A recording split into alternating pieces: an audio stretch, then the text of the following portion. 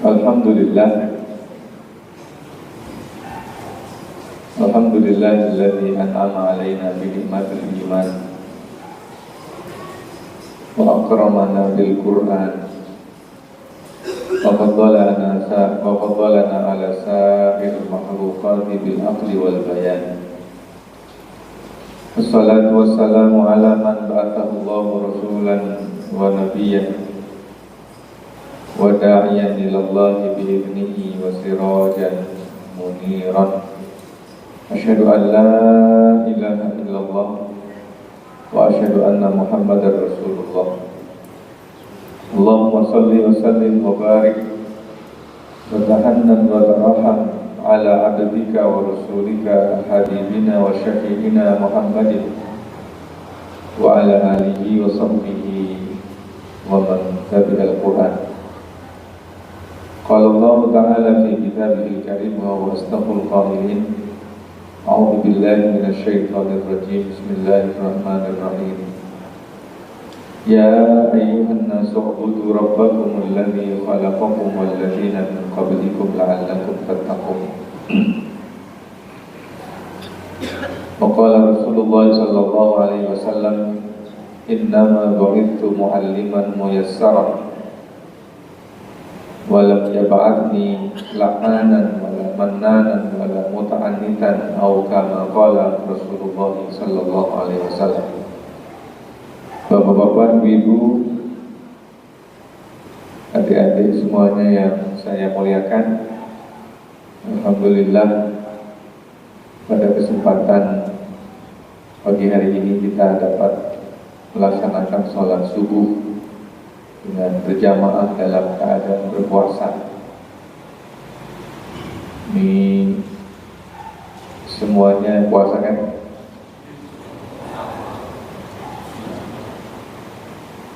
Ada yang jamaah subuh tapi nggak puasa.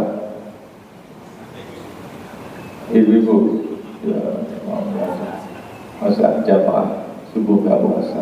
Bapak ibu-ibu yang dirahmati,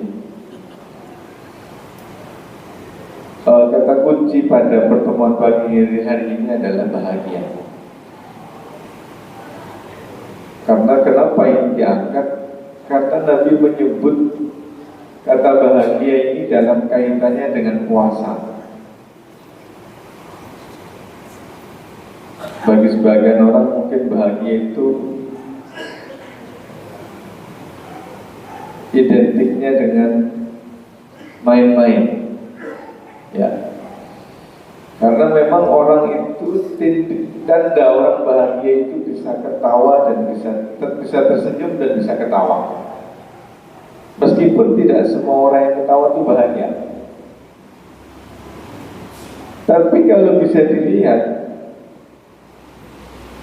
dalam banyak hadis pun Nabi menyebutkan salah satu di antara amalan utama itu adalah menghadirkan kebahagiaan di dalam diri seorang muslim. Idkhal surur kalau dalam bahasa hadisnya. Jadi menghadirkan kebahagiaan. Nah, oleh karenanya ciri orang yang bahagia itu adalah bisa ketawa dan bisa tersenyum, bisa tersenyum dan bisa tertawa. Karena kalau orang sedih itu nggak bisa ketawa, berusaha untuk ketawa pun dia tetap aja nggak bisa karena sedih.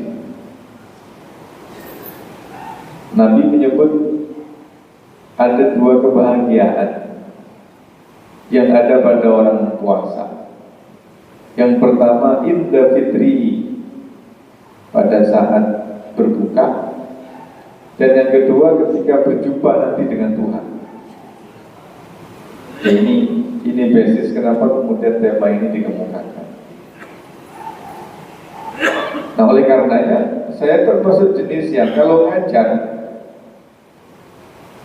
itu yang membahagiakan. Yang membahagiakan. Ketika ditanya judul oleh Haji juga, saya coba mencari judul yang membahagiakan, walaupun nggak datang pengajian, gitu ya. Bapak ibu-ibu yang saya muliakan, saya ingin tanya, fair-fairan ya, ibu dulu deh, bu, ibu, Ibu sholat subuh berjamaah tadi itu bahagia nggak? Benar. Rakaat pertama itu imam baca 1 lembar loh Bu.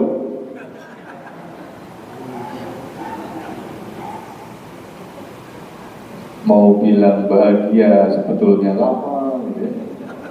Mau bilang nggak bahagia tapi masa nggak bilang bahagia gitu. Imam itu memang mutlak untuk diikuti. Sebab imam itu dilatih untuk ditaati. Tetapi imam itu juga memiliki fikih.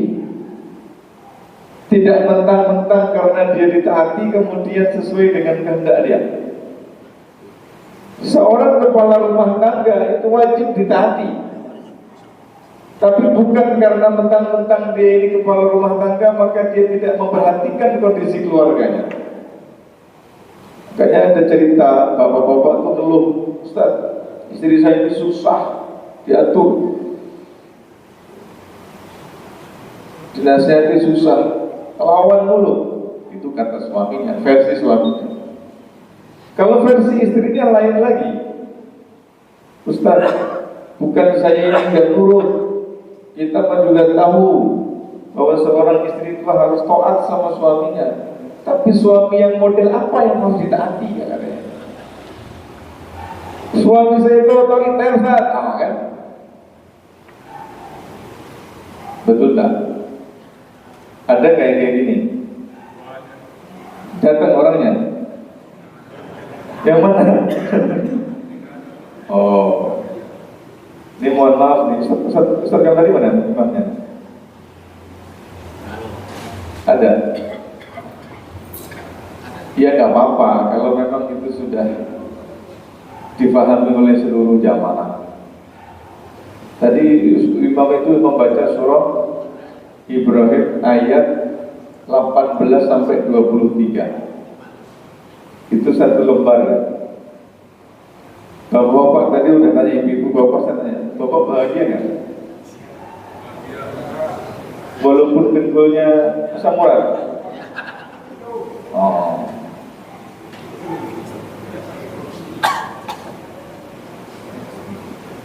Gimana Pak? Oh, udah mulai keluar nih. Padahal dalilnya belum saya keluarin ini. Ya nggak apa-apa, saya bukan mau mengganggu, tapi kalau udah jamaah. Tua muda ini bukan soal umur, kadang-kadang yang tua lebih kuat daripada yang muda, iya kan? Nah, jadi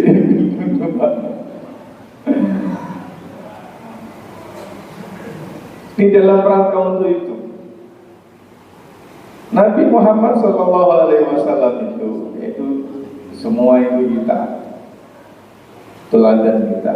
Sepanjang yang saya tahu, Nabi Muhammad SAW itu tidak pernah menegur sahabatnya gara-gara sahabatnya ini kalau imamin bacaannya terlalu pendek.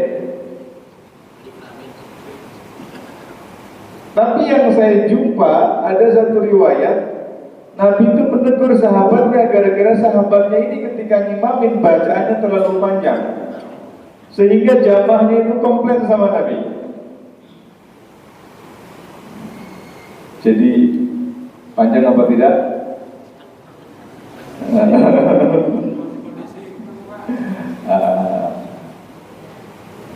Ini subuhnya agak mundur. Kalau hari Jumat sunnahnya membaca sajadah. Sajadah itu udah berapa lembar? Rakaat pertama ditambah lagi rakaat kedua Al-Insan. Itu kalau orang kerjanya di Sudirman sempet nggak itu? Nabi Muhammad SAW itu kalau mau bacaan panjang Isya. Makanya kalau sholat Jumat itu paling baca panjang rakaat pertama itu Sabbihis, rakaat kedua Al-Ghasyiyah. Itu nggak sampai 1 lembar. Sehingga Nabi mengatakan, idza shalla ahadukum bin nasi, kalau seandainya salah seorang kalian itu sholat dengan orang, jadi imam berarti maksudnya, fal yukhaffif, maka ringankan. Fa inna fihi mudhaif, karena di kalangan jamaah itu ada orang yang lemah. Lemah ini bisa saja fisiknya, mungkin muda tapi lemah. Ya, ini soal muda dan tua ini, ada juga yang tua tapi fisiknya kuat. Wa fihi mulmarid, ada orang yang sakit. Wa dzawil hajah, dan ada orang yang punya keperluan. Jadi jangan lama-lama. Begitu kira-kira Nabi bilang. Kenapa Bapak Ibu? Agama ini harus kita laksanakan dengan penuh kegembiraan, karena yang akan kita bawa sampai mati. Jadi kalau kita tidak bisa melaksanakan agama dengan kebahagiaan, berarti kita sedang men-setting sampai mati kita tidak bisa merasakan bahagia. Nah, selepas ini bebas lah ya, imam itu yang penting kita taati. Kalau imamnya baca panjang ya kita ikut, kalau pendek ya kita ikut. Tetapi tadi ada fikihnya juga. Kalau imam apalagi yang muda, hafalannya banyak, ya enak sekali Pak. Baca panjang itu enak. Kita jadi imam baca panjang itu enak sambil murajaah. Kalau kita imam muda, tapi kita harus ingat di belakang kita ini siapa. Makanya Nabi yang hafal 30 juz. Nabi hafal 30 juz itu. Kalau imamin, coba baca riwayat. Pendek-pendek. Memang pernah ada riwayat sahabat itu menceritakan dia pernah ikut sholat di belakang Nabi. Rakaat pertama 200 ayat dari surah Al-Baqarah, belum rukuk. Itu sudah 1 juz. Nah, tapi para ulama kemudian memberi penjelasan, salah yang ikut orang Nabi itu bukan sholat wajib, itu sholat sunnah. Kalau sholat sunnah sekehendak, makanya tadi bunyi hadisnya, kalau kamu sholat sendiri, fal yutawil mimma yasha. Tapi kalau sholat sendiri terserah panjang sesuai dengan kekuatan dan kehendak kamu. Makanya kalau kita perhatikan para ulama, kiai yang betulan, itu kalau interaksi dengan jamaah dan umatnya itu cenderung toleran dan longgar. Tapi kalau untuk amalan dia sendiri kuat tirakatnya, Wak. Nah kalau kita guru-guru yang muda kayak saya ini kadang-kadang kebalik. Kalau dengan jamaahnya ketat, sama santrinya ketat, tapi kalau untuk amalan dirinya sendiri longgar. Ya, kalau jadi imam cari ayat-ayat yang sepertinya jamaah itu nggak hafal, ya kan, panjang enak memang itu, imamin gitu enak, gitu. Apalagi ketika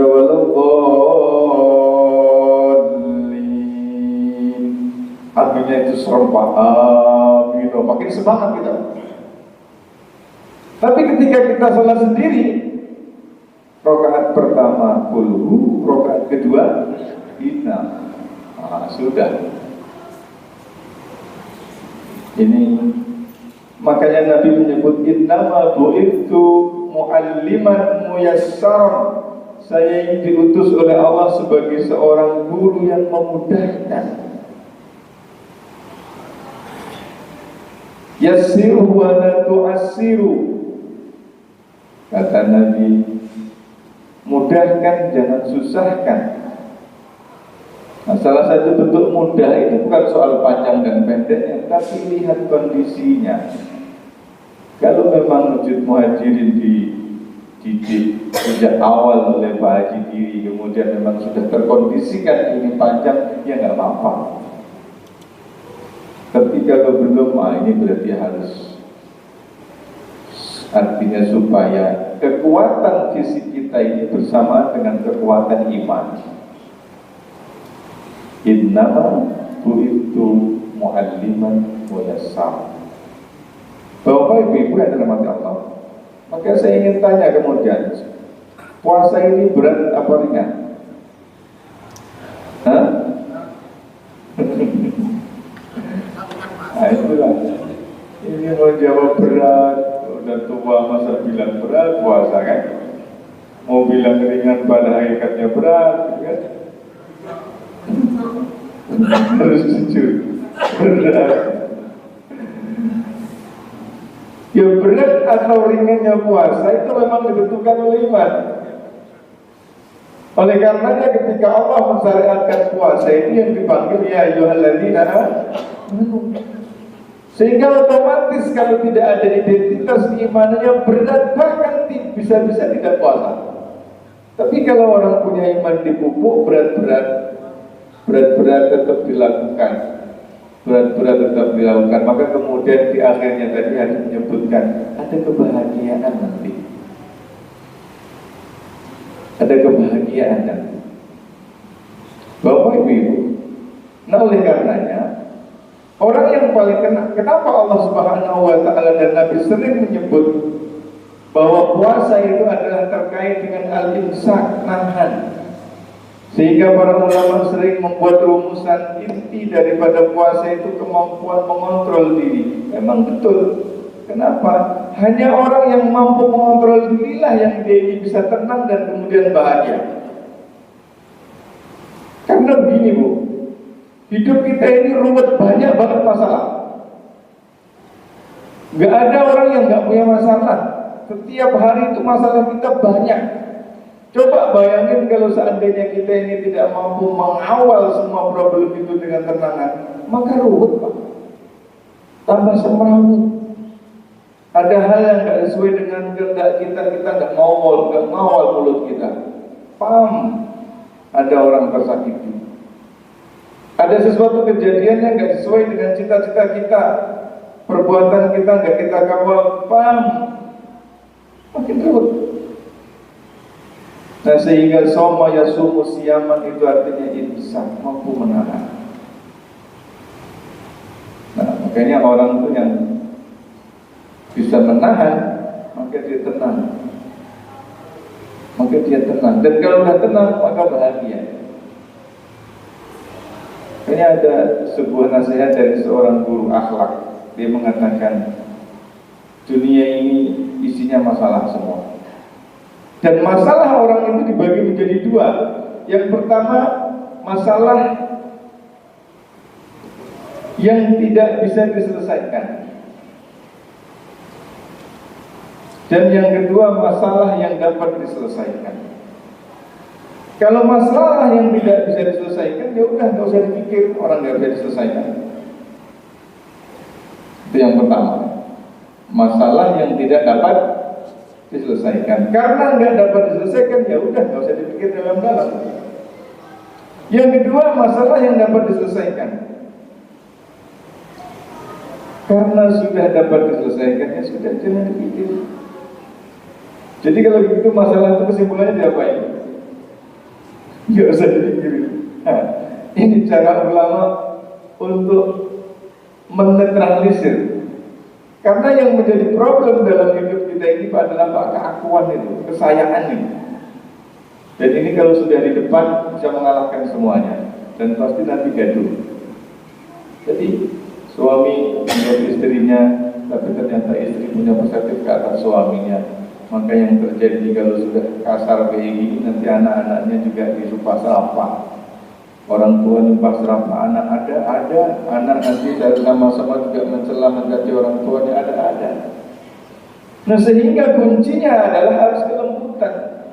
Maka Nabi mengatakan innallaha rafiqun, sesungguhnya Allah itu lembut, yuhibbur rifqa fil amri kulli, mencintai kelembutan di dalam segala sesuatu.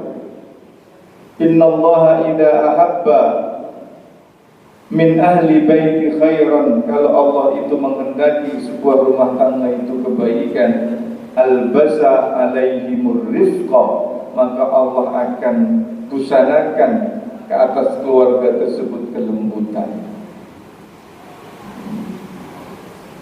Jadi pembawa kebenaran itu harus jauh lebih lembut berbanding dengan pembawa keburukan. Jangan sampai pembawa keburukan karena kelembutannya itu mendapat simpati daripada orang, Sementara pembawa kebaikan itu mendapat antipati daripada orang karena kekasarannya. Nah sekarang ini Pak, yang nggak baik itu kan ngerayunya lembut sekali Pak. Iya nggak? Yang nggak baik-baik itu ngerayunya lembut sekali.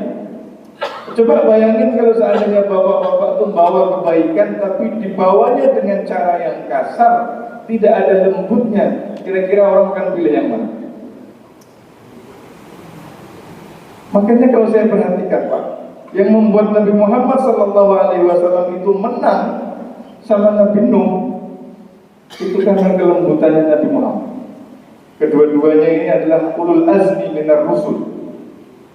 Tetapi ketika Bapak membaca awal surah Nuh, Rabbi inni da'awtu qawmi layla wa nahara wa lam yazidhum du'ai illa firara wa inni kullama da'awtuhum litaghfira lahum.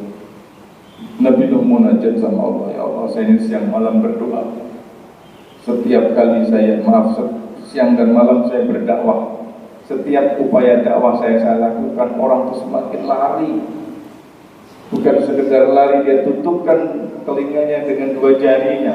Bukan cukup itu, kain ditutupkan ke dalam kepalanya sebagai ekspresi nggak mau dengerin itu. Terus sampai ketemu doa, Rabbi la tadar alal ardi minal kafirina dayyara. Ya Allah, jangan sisakan orang kafir di atas muka bumi. Jadi kalau kacamata saya kok ada Nabi doanya begini ya gitu. Kalau sudah dihancurkan, tidak disisakan orang yang kafir itu, dan terus dia dakwahnya kepada siapa lagi? Logika ini nggak masuk di dalam diri Nabi. Kenapa? Karena kelembutannya Nabi lebih mendominasi. Ingat ketika cerita Nabi ditawari oleh malaikat Jibril di Taif, lari ke Taif minta pertolongan malah dapat lemparan. Waktu malaikat Jibril datang nawarin mau enggak Gunung Uhud itu saya timpakan ke ada mereka.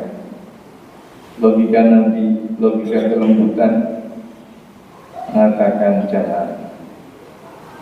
Kalau yang tua-tua itu enggak beriman, mudah-mudahan nanti yang muda ada. Logikanya Nabi ya. Logikanya Nabi ya. Maka kalau seandainya Taif itu udah ditimpuk dengan Gunung Uhud, kira-kira Islam sampai jadi kerabat nggak Pak? Oh. Jadi yang dihadirkan Nabi itu. Kalau seandainya yang tua itu ditimpakan oleh Gunung Uhud atas tawaran malaikat Jibril, kira-kira anaknya yang terselamat tidak kena itu mau nerima Nabi nggak? Bapak saya itu mati, satu kampung saya itu mati gara-gara ditimpu oleh Muhammad. Kira-kira akan masuk Islam apa enggak? Maka self control. Nah, kalau kita ini kan nggak punya kuasa, tapi kemana-mana nyari backingan. Kemana-mana nyari backingan.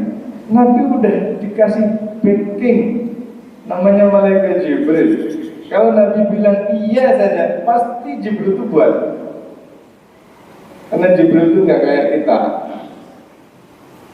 sok-sok nawarin bantuan ketika betul ada orang minta bantuan, kita ada aja alasannya. Tapi kalau Jibril enggak.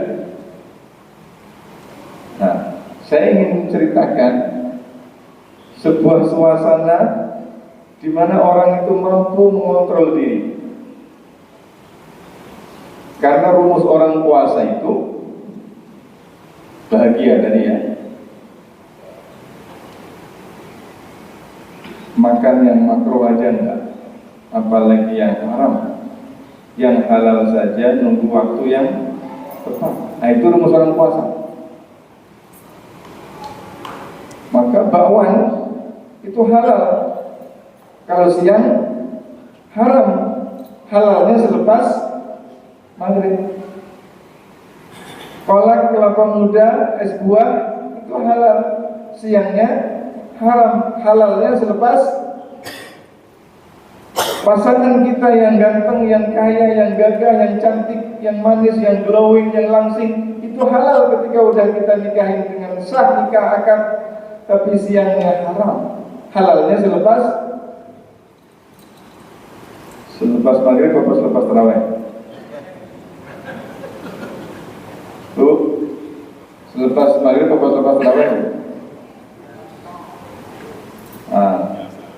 Jadi rumus orang yang puasa itu enggak mikirin yang makruh, enggak mengakses yang haram, yang halal saja, nunggu waktu yang tepat. Saya dapat kisah ini di satu kitab yang ditulis Imam Ibnul Jauzi, namanya Sofwatul Sofwah. Sofwatul Sofwah. Di dalamnya itu, kitab ini sesungguhnya adalah kitab sejarah sirah Nabi.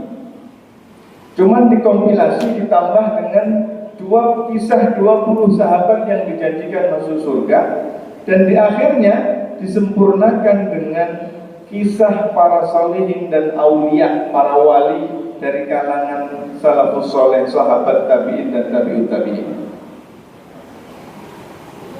Ada satu judul di dalam kitab tersebut, Bu, Pak, Abidatani Baghdadiyatan. Abid itu ahli ibadah. Kalau perempuan abidah, karena ini dua orang ahli ibadah dari kalangan perempuan, maka kemudian disebutnya abidatan. Dua orang perempuan ahli ibadah. Baghdadiyatan berasal dari Baghdad, sehingga menjadi Baghdadiyatan. Dua orang ahli ibadah dari negeri kampung Baghdad. Ceritanya, ada seorang lelaki kaya raya. Dia ini punya toko kain di pasar Baghdad. Ini lelaki selepas selesai subuh dia berangkat kerja ke pasar, buka toko sampai menjelang asar, tutup, habis itu pulang. Begini kegiatannya. Pagi berangkat ke pasar, buka toko, menjelang asar, tutup, balik pulang. Nah, beberapa hari terakhir ada seorang wanita ini keluar masuk tokonya, Pak. Kalau sudah masuk ke tokonya, milih begitu ya, tapi kemudian keluar dan jadi beli. Ada yang kayak begini di sini? Banyak. Itu karena nggak cocok atau nggak punya duit? Kadang-kadang udah dapat coraknya tapi size-nya nggak ketemu gitu ya, jadi lama. Jadi bapak sabar kalau nganterin ibu. Karena orang wanita soleh di zaman salafus soleh juga begitu, ada yang kayak gitu. Ya. Jadi bolak-balik ini diperhatikan sama orang kaya ini. Sampai satu kesempatan pas milih-milih itu, tumpukan kain itu jatuh. Nah, ini nggak tahu apakah jatuh beneran atau dijatuhkan. Lantas kemudian datanglah itu penjual kainnya. Kak, saya perhatikan beberapa hari terakhir ini kakak keluar masuk toko, pilih, tapi kemudian keluar nggak jadi beli. Apakah ada yang saya bantu? Kata tuan toko tersebut. Nah, saya ngobrol sambil ngerapiin kain. Dan ternyata pada saat sama-sama merapikan numpuk kain itu, cadar wanita tersebut itu terbuka. Dan ternyata wanita ini muda, cantik dan putih. Namanya orang Baghdad. Sambil ditutupin dia punya cadar, dia mengatakan, mohon maaf tuan, saya sebetulnya ke pasar itu bukan sedang cari keperluan, tapi saya ke pasar beberapa hari terakhir itu saya mencari, siapa tahu ada lelaki yang saya lihat pas untuk saya jadikan sebagai suami. Dan ternyata dari sekian banyak toko yang saya masukin, itu tuan yang sangat membekas di dalam hati. Gimana kira-kira itu?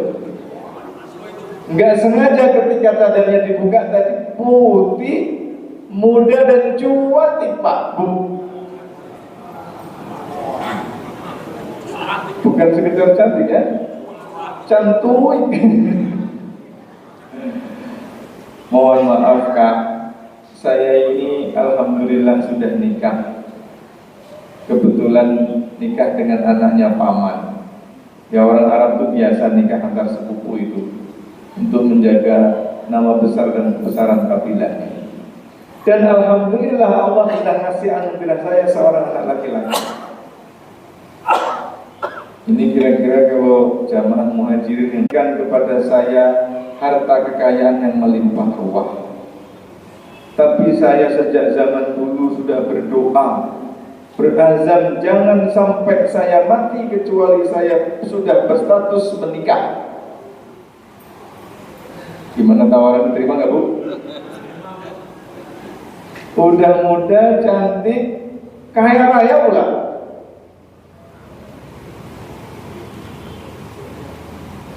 Ingat rumus puasa tadi, makruh enggak, haram nowe, halal saja nunggu waktu yang tepat. Namanya laki-laki Pak, dirayu kayak begini akhirnya mau.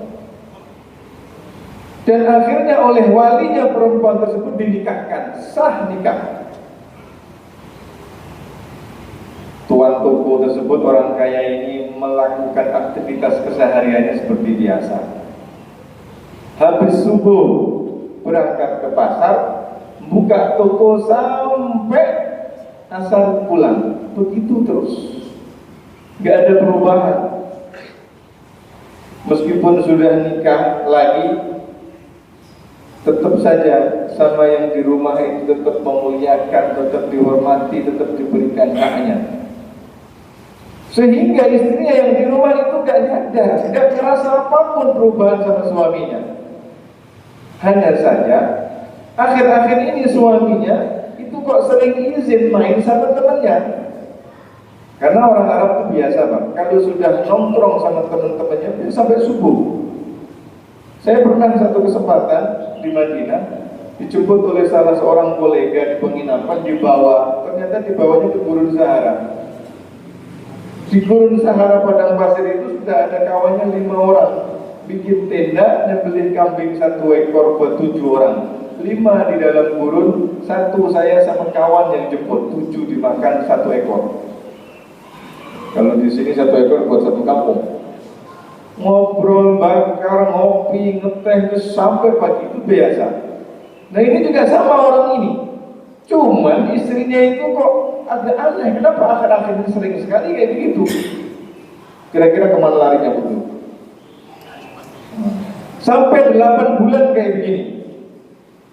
Sampai akhirnya si nyonyanya ini memanggil pembantunya, budak, jariah. Ini menandakan bahwa keluarga ini kaya. Pi, tolong besok ikutin tuan kemana aja pergi. Wah, ini kata nyonyanya. Ini cerita sungguhan loh ya. Bukan apa namanya fiktif, bukan imajinatif, enggak, ini beneran. Saya emang nggak mau cerita yang enggak. Betul, habis subuh keluar ke pasar diikuti, dilihat dari kejauhan memang ramai toko ini, kan? Cuman ketika ada kiblat kok tutup. Padahal jam operasinya itu sampai asar, kok zuhur tutup. Maka kemudian pembantunya melototin mulu, beneran tutup. Tuanya keluar dari pasar dan kemudian menuju ke satu rumah yang tidak jauh daripada pasar. Rumahnya mewah, rumahnya itu kaya, masuk dia ke dalam. Maka pembantunya ngambil inisiatif tanya kepada orang-orang tetangga kanan kirinya, Pak, ini rumah siapa? Oh, ini rumah orang kaya di kawasan ini. Anak sematawa yang perempuan, kaya raya ya. Terus tadi saya lihat ada bawa, oh masuk itu siapa? Padahal tuanya sendiri. Oh itu siapa tadi yang masuk rumah laki-laki tersebut? Bukan itu adalah bapak penjual kain di pasar itu. Iya betul, kan mereka udah menikah 8 bulan yang lalu. Wah, dapat info lah pembantu nih, pulang lapor nyonya. Ternyata tuan itu udah nikah dari 8 bulan yang lalu. Benar kamu dapat informasi? Benar. Orang saya udah nanya beberapa tetangganya dan jawabannya sama. Ini kira-kira kalau di Jatikramat apa yang terjadi? Hah? Perang Israel Palestina? Perang Badar? Kalau seandainya informasi yang kamu dapat itu benar, rahasiakan, jangan ceritakan sama siapapun apa yang dilakukan oleh Tuhan. Itu kata istri nyonya tadi, kata si nyonya tersebut. Dan seperti biasa, si nyonya ketika suaminya datang dilayani sebagaimana biasa, tidak ada yang berubah. Dan lelaki tadi meskipun sudah punya lagi, tidak ada perubahan dalam hal kasih sayang dan perhatian, termasuk juga nafkahnya. Nyonya juga nggak berubah, sama saja suami saya udah nikah atau belum lagi sama saja. Jangan bukan kemudian gara-gara udah menikah kemudian nafkahnya kurang, enggak. Setiap malam juga tidur di rumah. Nafkah materi ini juga nggak ada yang berubah, meskipun tokonya bukan cuma sampai luhur, ya kan? Rezeki itu Allah di situ. Padahal hitung-hitungannya kan mestinya lebih kurang dong. Tapi ini enggak. Bu, dapat perempuan kayak gini di mana bu? Bu,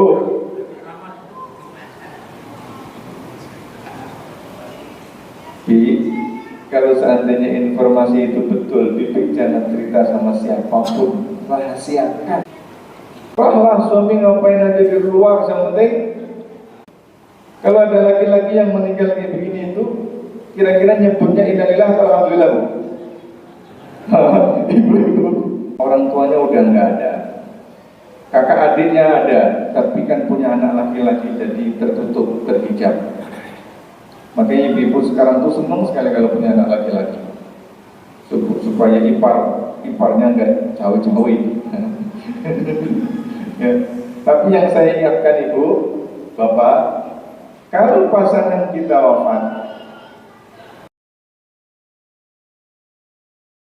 masih ada, pastikan bahwa sesungguhnya bagian waris lebih banyak daripada dapatnya kita. Kenapa? Karena orang tua itu lebih dulu ada berbanding dengan kita. Berbanding dengan si mayit, apalagi berbanding dengan kita. Ya bu ya pak, bapak, kalau seandainya ibu meninggal dan selama punya aset, maka mertua bapak itu dapatnya lebih banyak daripada bapak. Kenapa? Karena mertuanya bapak itu lebih dulu ada berbanding dengan si mayit, apalagi berbanding dengan bapak. Kalau bapak tuh adanya kan ketika umur 25, ketika akan nikah itu. Sebelumnya nggak ada, yang ada siapa? Orang tua. Begitu juga dengan ibu-ibu. Kalau seandainya bapak-bapak ini meninggal, mertuanya masih ada, maka bagian mertua ibu itu lebih banyak daripada ibu. Oh gitu Ustaz? Ya emang begitu syariatnya. Ya tapi kan harta itu bukan semuanya suami yang dapat, saya juga dapat. Ya udah dibagi, mana yang punya ibu dan mana yang punya bapak. Kalau susah ya udah 50%. Kalau suami dapat punya aset 100, maka 50% punya ibu, 50% punya bapak. Nah, yang 50% ini nanti yang dibagi, sehingga ibu nanti juga dapat juga. Ini yang kadang-kadang orang tuh nggak inget atau nggak mau nginget. Padahal ini bisa jadi masalah nanti. Kenapa? Karena nggak ngasih. Kalau pasangan dah meninggal, meskipun mertuanya masih ada, itu salah. Ketemulah 4.000, istri dapat 1/8. Kenapa? Karena ada anak. Kalau nggak ada anak dapat 1/4. Karena mertua udah nggak ada, adik-adik nggak dapat, maka sisanya sepenuhnya buat anak laki-laki asobah. Jadi 1.000 buat istri dan 7.000 buat si anak. Karena almarhum tuan itu punya istri 2, maka yang 1000 itu kita bagi 2 ya. 500 saya ambil, dan yang 500-nya sono anterin kepada istri almarhum yang rumahnya di dekat pasar. Di mana Pak Haji nyari yang kayak begini Pak Haji? Karena almarhum suami itu punya istri 2, maka yang 1000 kita bagi 2. 500 saya ambil sebagai istri pertama, dan 500 buat istri kedua. Nibi besok anterin ke sana 500 dinar itu. Kalau di sini babak belur berdarah-darah di pengadilan itu. Dengan alasan nikahnya nggak sah sesuai dengan negara, maka nggak dikasih. Salah itu. Di akhirat nanti itu auditnya nggak ada, mana kartu nikahnya nggak ada itu. Selama dia ini dinikahi dengan sah, maka dia berhak waris, termasuk kalau punya anak kecil lah. Kalau nggak dikasih, berarti kan makan harta anak yatim. Walladzina ya'kuluna amwalal yatama dzulman innama ya'kuluna fi butunihim nar. Siapa yang makan harta anak yatim dengan cara zalim, maka yang dimakan adalah bara api. Dengan alasan karena suami nikah tanpa, ya tapi kan untuk memastikan terjadi pernikahan kan mudah. Siapa dulu yang nikahkan, Pak Kiai mana, Pak Ustadz mana? Ini bukan saya ngajak untuk siri loh, ya enggak. Ini 2 hal yang berbeda. Saya juga nggak berani, takut dilaporin Pak Haji Giri. Enggak. Tapi ini barang bila jadi barang yang nanti hari-hari kalau nggak dikasih. Besoknya ketuk, assalamualaikum warahmatullahi wabarakatuh. Anda siapa? Saya adalah budak, diutus oleh keluarga Tuan Fulan bin Fulan. Nah terus tujuan kamu kesini apa? Ceritanya, majikan saya yang bernama Fulan bin Fulan itu telah meninggal dunia, dan saya dimaklumkan bahwa sesungguhnya almarhum Tuan itu adalah suami nyonya juga. Nah terus kamu kesini mau apa? Saya diutus oleh nyonya. Tuan itu udah meninggal dunia. Setelah dikumpulkan harta warisannya ketemu 8.000 dinar. Dibagilah harta warisannya, 1.000 buat istri dan sisanya buat anak lelaki. Karena Tuan itu punya 2 istri, maka dibagi 2. Saya kesini diutus oleh nyonya untuk menyampaikan 500 dinar sebagai bahagian nyonya sebagai istri kedua, kata budak. Jadi begini, saya itu jauh sebelum Tuan itu wafat sakit, saya ini udah diceraikan.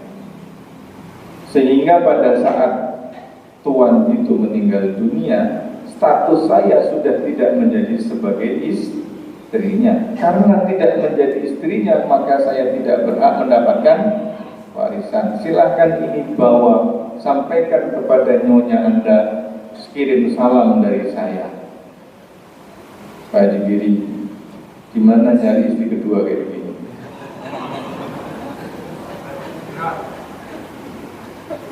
Puasa dari spiritnya apa? Makruh no, haram no, halal pun nunggu waktu yang tepat. Padahal kalau seandainya itu bilang oke, saya terima 500 dinar, berapa ratus juta itu, atau berapa M itu, nggak ada yang tahu, orang ini nggak pernah ketemu. Singkat kan? Tapi nggak dilakukan oleh yang muda ini. Di mana ada yang muda yang kayak gini, Bu? Bu,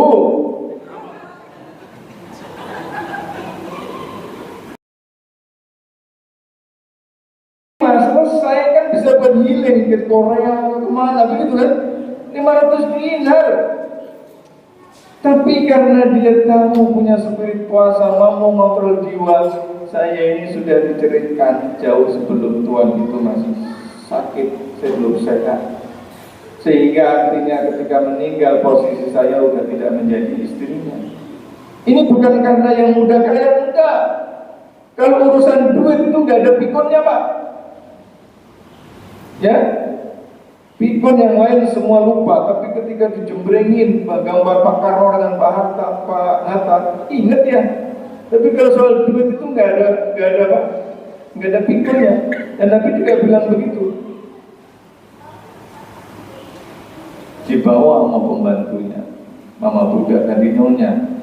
Ternyata almarhum tuan itu udah menceraikan istrinya yang dekat pasar Baghdad sana. Sehingga pada saat tuan itu meninggal, posisi statusnya sudah tidak menjadi istrinya. Dan oleh karenanya, maka nyonya muda merasa tidak berhak mendapatkan warisan. Nih 500 dinar saya balikan. Yang menarik juga itu, kok ada budak yang jujur kayak begini juga.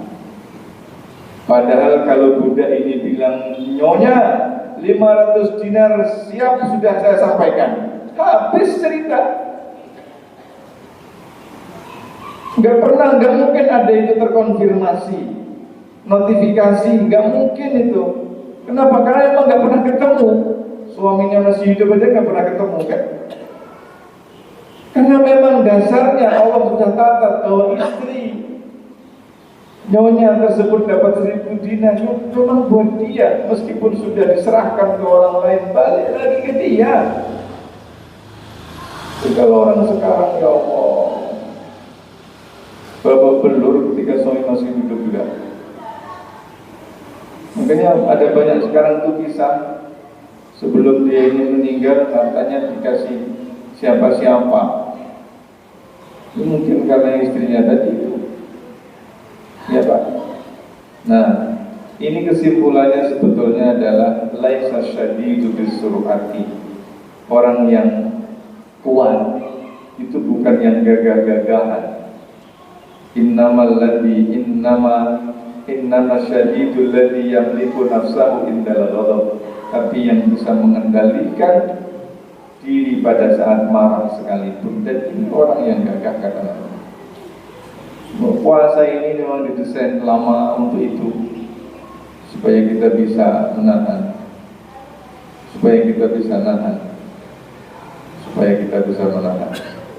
Terima kasih. Itu saja kisah. Ibu jangan diceritakan soal hubungan, jangan diingat cuma poligamnya doang ya. Tapi salah satu ciri keberhasilan puasa itu ketika apa? Ketika bisa mengontrol diri. Dan kira-kira orang tersebut 2 ahli ibadah dari Baghdad tadi itu hasil daripada puasanya. Kira-kira ibu, bapak mau nggak nanti puasanya hasilnya kayak gitu Pak? Pak, mau nggak nanti kira-kira puasanya nanti hasilnya kayak gitu? Ibu mau nggak Bu? Terima kasih. Assalamualaikum warahmatullahi wabarakatuh. Silakan, mungkin dari Bapak atau Ibu ada pertanyaan.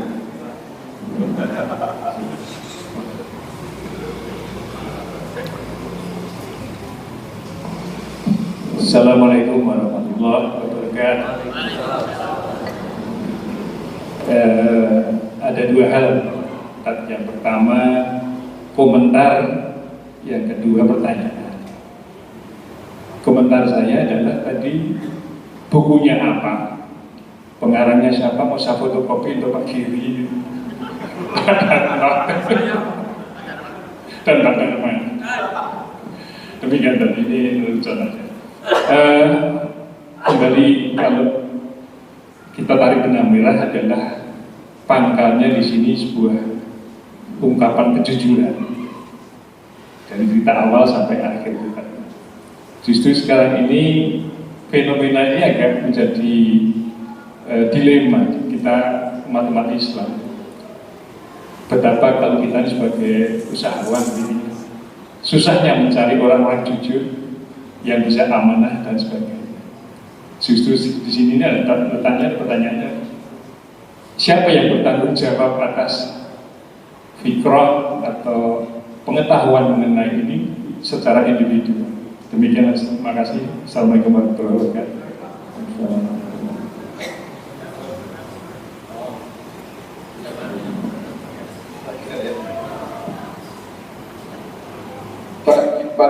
biar saya nggak lupa ya.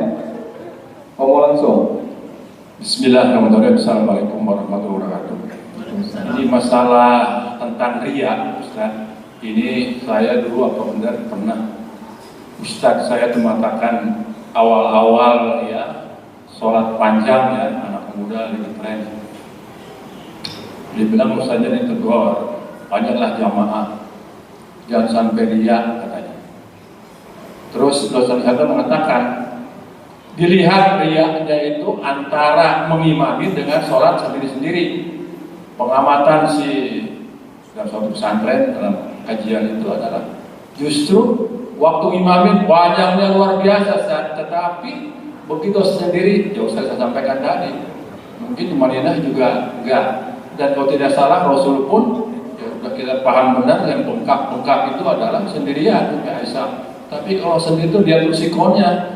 Ya kayak di sini juga saya udah mulai 68 tahun Pak. Ya itulah mungkin itu tugas TKM saya sampaikan dulu itu.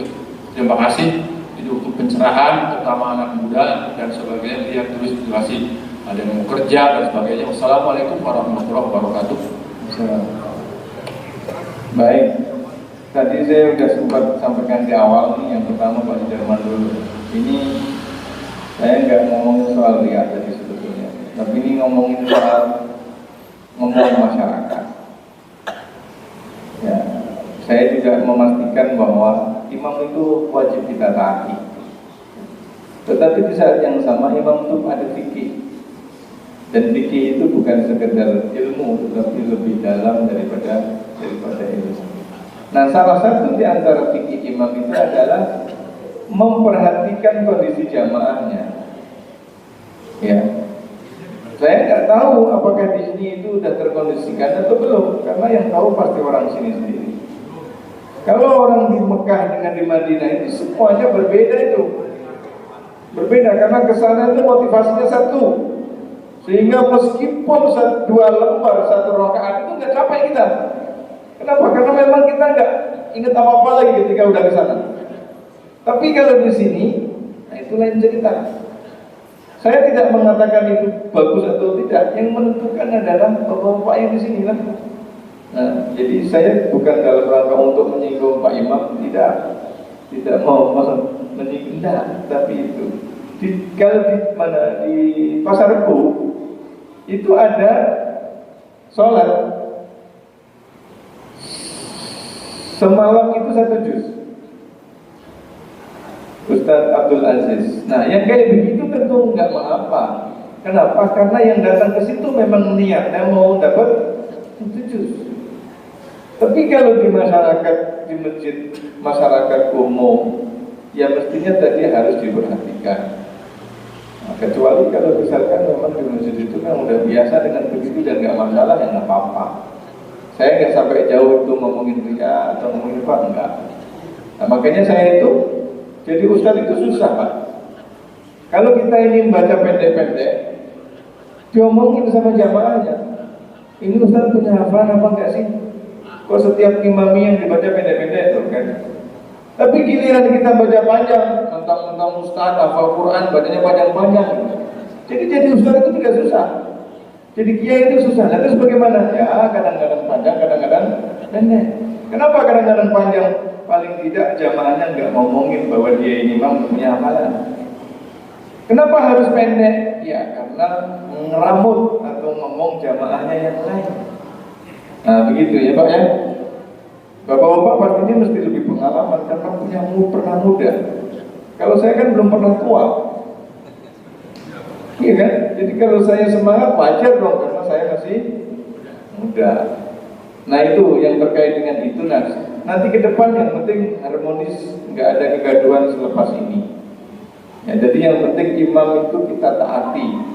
Mau baca apa saja kita taati. Nah, tapi biasanya imam itu taat sama ketua DKM. Nah itu tergantung nanti. Kalau ketua DKM-nya manggil imam untuk kondisi, nah itu urusan otoritasnya ketua DKM. Saya cuma ngasih ininya aja gitu ya. Nah, kalau terus kayak tadi ya bagus, 1 huruf dapat 10 kali bisa berlipat-lipat kan. Nah, tapi kalau sambil ini ya mungkin nggak enak. Itu yang pertama. Yang kedua, Bapak, kewajiban itu ada pada kita masing-masing, Pak. Jadi kita tidak bisa menuduh si fulan, pihak ini, pihak itu, karena menurut saya menyalakan lampu, menyalakan lilin di tengah kegelapan itu lebih baik daripada mengutuk kegelapan. Kita ini kalau ada masalah nyalain, oh Pak Ustadz, oh ini mestinya tugasnya dosen, oh ini mestinya tugasnya lurah, oh semuanya itu kayak begitu. Padahal kalau kita ini menyalakan lilin, setiap kita berpikir nyalakan lilin, komplek ini terang tanpa harus ada PLN, misalkan begitu bahasa kasarnya. Bahasanya kasar. Nah kita kurang begitu. Makanya kalau kita lihat tadi, istri tadi itu nggak berpikir bagaimana suaminya. Persoalan suaminya adil dan gak adil itu nanti dia yang akan mempertanggungjawabkan di hadapan Tuhan. Tapi posisi dia, karena saya ini istri dan suami melakukan yang halal, itu udah. Tapi kalau orang sekarang karena nggak mampu self kontrolnya, nggak peduli suami ngapain aja di luar, yang penting gua nggak dinikahin lagi. Kan? Beda kan ini caranya. Si istri tadi itu nggak membedakan.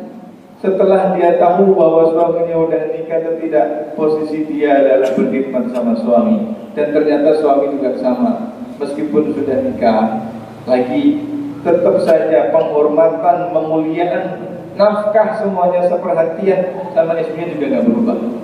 Di saat yang sama, istri yang kedua tadi juga fokus kepada dirinya, fokus kepada diri. Jadi kejujuran itu akan menghasilkan banyak kejujuran itu gara-gara itu. Kalau kebohongan kita lakuin, orang kita bohongin, orang tua akan bohongin orang tua akan bohongin orang. Nanti kita lagi akan kena kebohongan. Tapi kalau kita melakukan kebaikan, orang pun akan melakukan kebaikan. Nanti balik kepada kita juga. Jadi mungkin kecil-kecil situ ini aja yang bisa kita lakukan. Semuanya akan kembali. Ya tadi saya sudah menyebut, dasarnya memang 1000 dinar takdirnya buat si nyonya. Meskipun sudah dianterin ke sana, balik itu dia. Ya, terima kasih. Itu aja mungkin Pak Haji. Saya berharap tidak ada kegaduhan terkait dengan Imam Sultan. Ya. Terima kasih Ibu. Kalau nanti saya nggak diundang lagi, berarti sebabnya Ibu nih. Ibunya protes sama DKM. Terima kasih. Silakan Pak. Jadi kalau kepada Ustaz, memang ini juga melakukan tausiahnya, semoga bermanfaat kita semua.